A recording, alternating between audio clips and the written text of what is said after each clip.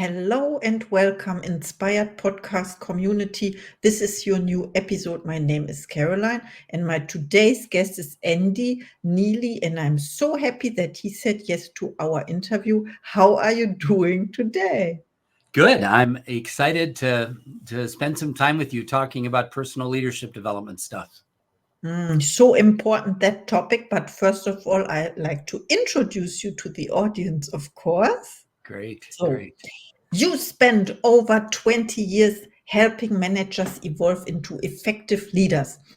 Having traveled extensively, logging over 5 million frequent flyer miles, you have worked with NGOs, trade associations, Fortune 500 companies, and small businesses to drive leadership transformation. As you said, welcome to the Inspired Podcast, Andy Neillie.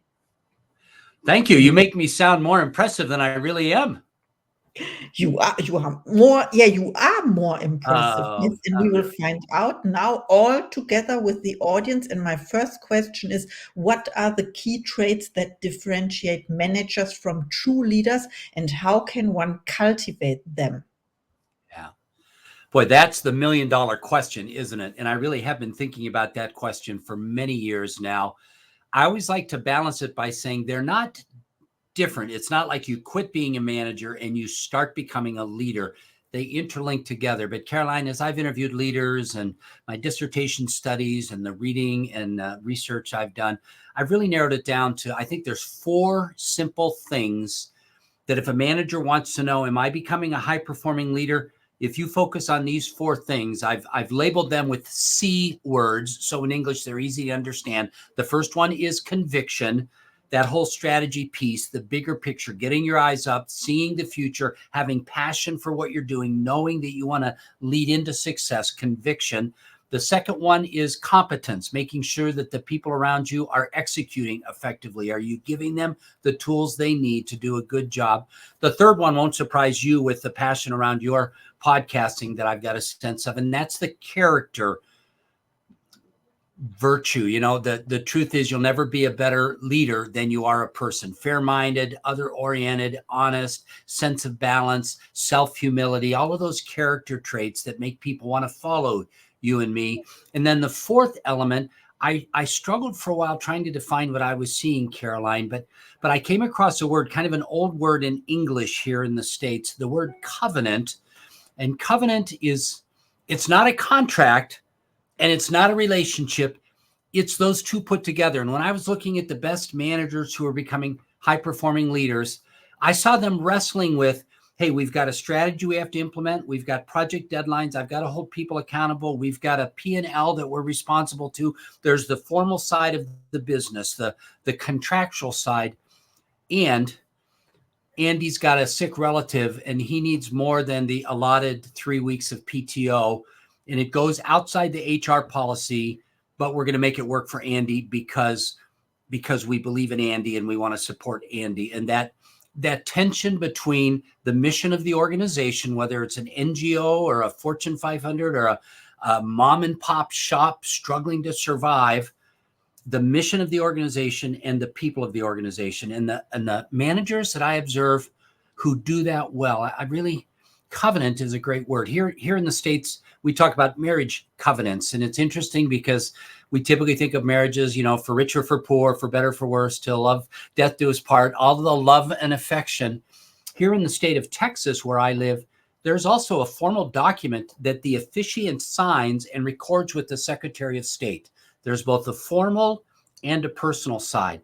And that for me was the final ingredient. The good leaders that I follow, they balance the tension of covenant, conviction, competence, character, and covenant. A simple model, hard to execute. Thank you so much. And I didn't mention before that my favorite letter is the C. Indeed. And I have, in the podcast, there's the word choice. Maybe you can implement a fifth one, because fifth we word always is choice. Yeah, but what you said about covenant, I encountered this word first when I studied Napoleon Hill's book. It's Think and Grow Rich, the Think and Grow Rich. Mastermind. idea, and there is dedication and covenant. I think the mastermind principles one read before every meeting, so I had a mastermind group. Then you talked about the character, and it's like, it reminds me, let's say it reminds me of The Pleasing Personality by Napoleon Hill. I did a lot, but this is the business Bible, right? Everyone read this.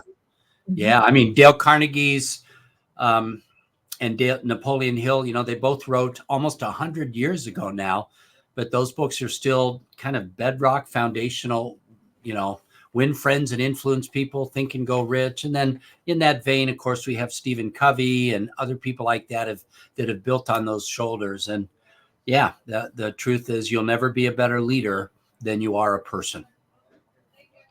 Wow. Yes, I love that so much. Okay, let's take a look at the next question. Of course, can you share a memorable experience from your work with organizations that significantly impacted leadership transformation? Unfortunately, I've got some bad stories, bad bosses that I've worked for that kind of ignited in me, this isn't the way it's supposed to be. And then I think probably the most telling example I ever saw, I was working for a multinational tech corporation a number of years ago, leading a series of leadership training workshops for them. I had frontline managers in the workshop with me. There were 16 or 20, and we were working together on the language of good leadership, not just management, but leadership. Their more senior leaders were in the back of the room, kind of engaged, but on their laptops. You and I have both seen this kind of behavior. It's like, I wish you would just leave the room or fully engaged, but they were in the back, they were opening their laptops. And at one point, I can't even remember exactly what was transpiring, but we were having a good, rich discussion in the front of the room about defining leadership characteristics. And one of the conversations was about, you've got to make it about them. It's about your team members. It's about your clients. It's about your customers. Effective leaders are at the bottom of the pyramid rather than at the top of the pyramid. And one of the more senior leaders in the back of the room made some type of smart aleck comment about he would never do that. Caroline, in the next 10 minutes, I saw him lose respect across the entire workshop. In some respects, in that 10-minute period, he lost the ability to lead effectively because people were aware that he was about himself in a new way. And it just kind of solidified for me. Sometimes you and I could both share stories. Sometimes the best lessons we learn are from our anti-mentors rather than our mentors. And I saw that day, this is not the type of leader that any of these junior managers want to become. So it's the challenge, someone who's rich in character. It's a quiet thing. They just make these little deposits of trust all along the way. But someone who's lacking character, their withdrawals are typically large and expensive to their effectiveness. Wow, I love what you said. What was it? Deposits of trust, really. Trust. Every time you do something, you keep your commitment, you make a promise and deliver, you protect somebody, you're making little deposits. That the challenge for you and me as people of influence is that the definition of a trust deposit is, by its very nature, it's typically small, but a trust withdrawal by its very nature is typically large. And therefore, you and I have got to be purposeful about earning trust on an ongoing basis, because bad things are going to happen. Hard decisions need to be made, issues pop up. So yeah, deposits against withdrawals. I like this. And sometimes I wanted to add, when you were telling this story, that sometimes it is better to stay or to keep quiet, right?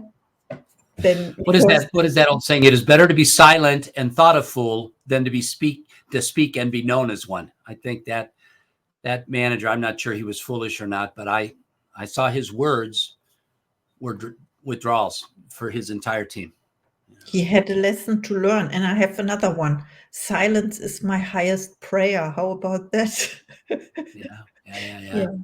That's good. Yep. Perfect. In the virtual world that you and I live in so much these days, I think one of the things we've had to learn is sometimes on camera, silence is awkward, but we've got to give them time to respond. We've got to give them time to process. They're in a distracted world. And And these questions, if we're good leaders, we're asking hard questions, and silence is golden. It's just hard at times, isn't it? Yes, it takes practice, and then practice turns into character, as you said. Yeah. Wow, I love Yeah. it. Good. So Good. I have another question, of course. Sure. What do you believe is the biggest challenge leaders face today, and how can they overcome it to inspire their teams? Yeah. Man, you ask some good questions. Post-COVID, post immigration issues and societal unrest and political instability, if you and I think about the archetypical personality test, the Myers-Briggs or the DISC or something like that, I think we have traditionally thought of the effective leader as one of these high drivers, the high D in the DISC assessment, right? We're going to conquer that mountain. And while I don't disagree with that at some level, the other quadrant of the personality profiling, that steadiness person, that steadfastness, that servanthood, that is, hey, is everybody okay? This is coming at us quickly. How do you feel about it?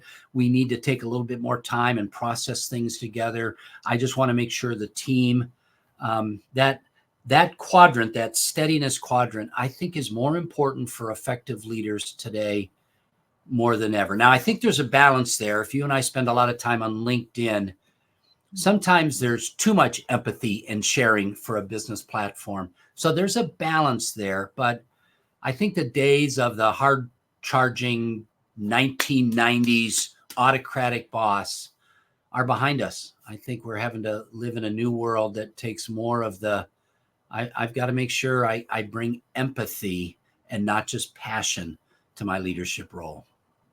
Yes, I love that you mention it. I don't know why, but but the name Warren Buffett appeared. I don't know why. Maybe Yeah. he was the 90s leader, but I read about him today. There was a quote. I don't remember. It's not important because we are here for a new leadership, and it's so important, yes, to show empathy, to allow yourself. Even on LinkedIn, we have now little clips, I think you can post on LinkedIn. I don't know what this is. It's the Yeah. new YouTube maybe, or TikTok. We'll see, won't we? The name that I think of is Jack Welch here in the Yeah. States, who's revered as like the greatest CEO of the 1990s. And when he was at GE, I believe his model was, we do an annual review, we promote the A players, we put the B players on plan, and we fire the C players. And I'm not sure that applies anymore. I think you and I as leaders need to massage the capabilities of those Bs and even those Cs at times, because it's just a new world we live in, I think. Yes, I heard of this before, also to turn B people into A people, Yeah. whatever, you can train them. And Jack Welch, yes, I have to mention the book Winning. It was the book I read, I don't know, Yeah. 20 years ago. 25 years ago, right? Yeah.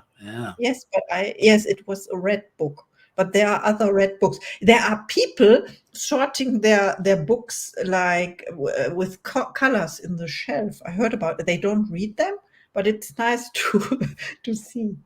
Yeah. Oh, you are one. Yeah. Okay. So let's talk about your coaches and mentors. Do you have coaches, mentors for yourself? And who was the best coach you ever had? Wow.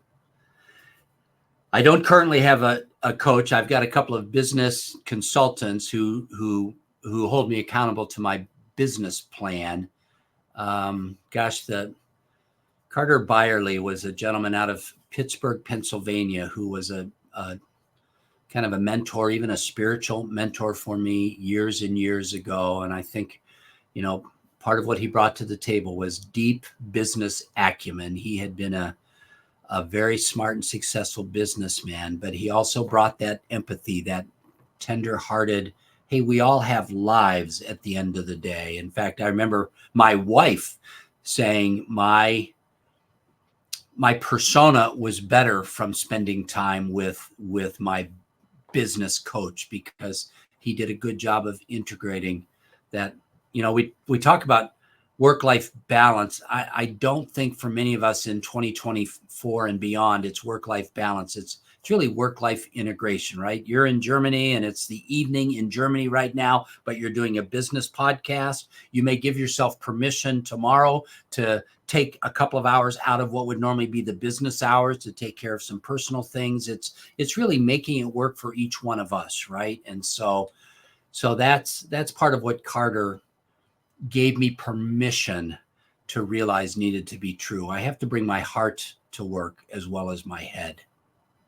Yes, absolutely. I understand what she meant. It's about your character was shaped by having a mentor or a coach.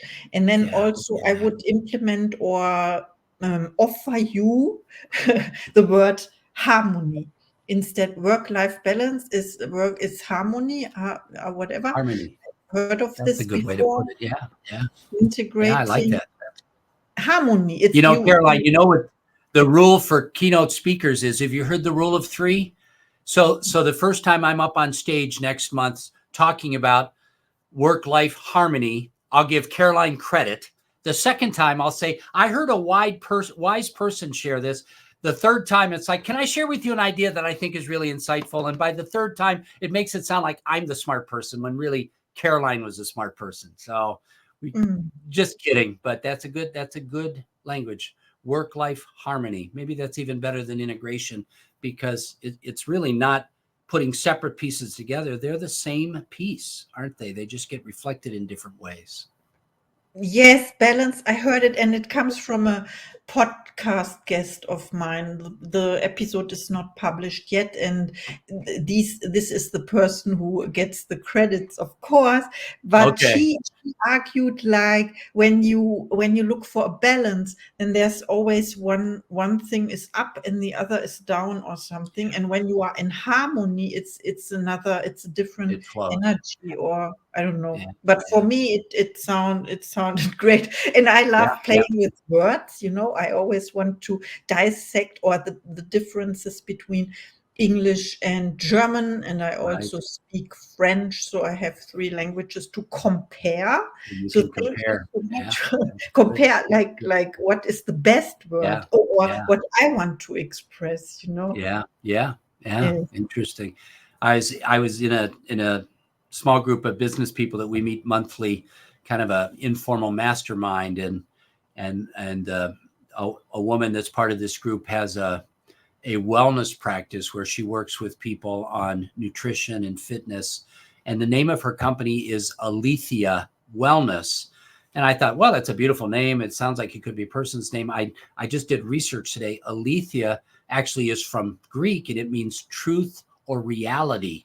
And so her wellness approach is not just, I'm going to take care of the symptoms, we're going to give you an aspirin or an antibiotic, but more, let's get to the root cause and find out the reality of why you're having health issues. And I think that's part of what you're speaking about as we think about work-life harmony. What's the reality of how do you bring yourself as a leader to your team, right? I think it comes back to those 4 things that you asked me to introduce, 10 minutes ago.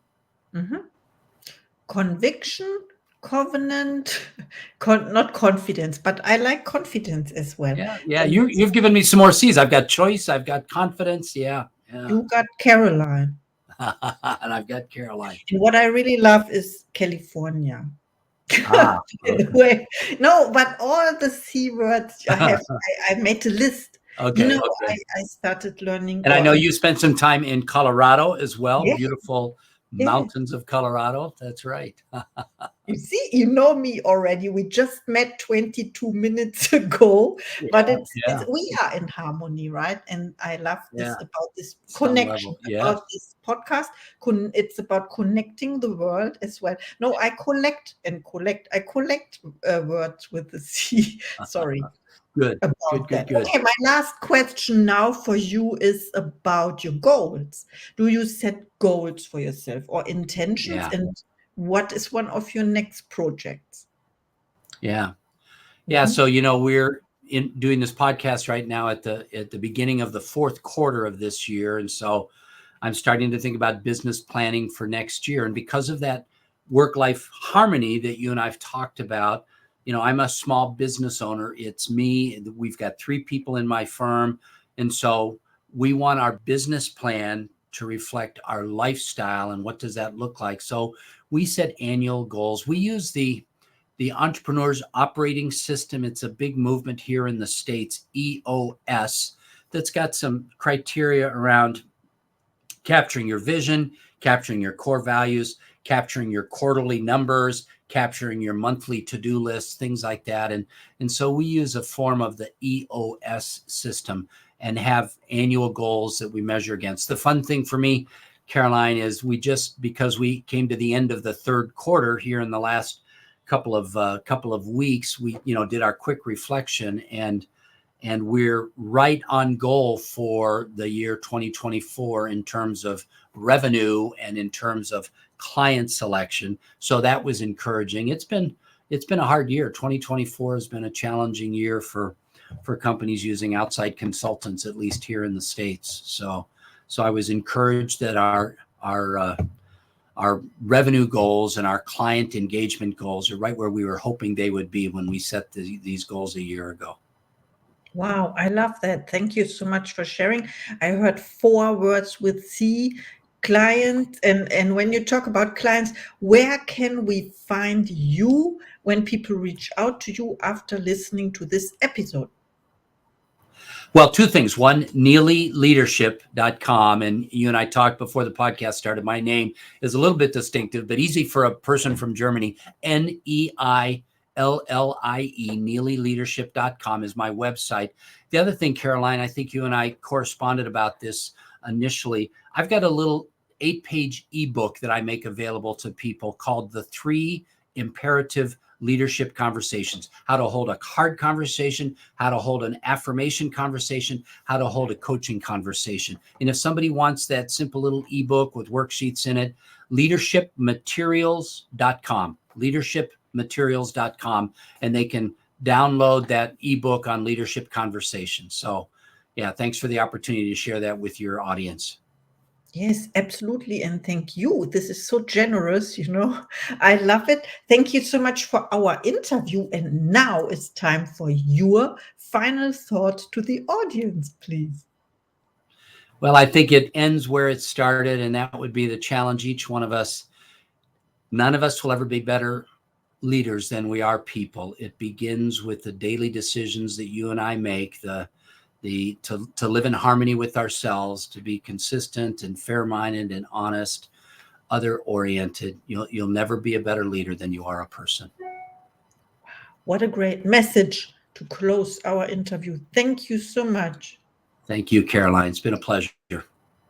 And see you in the next episode.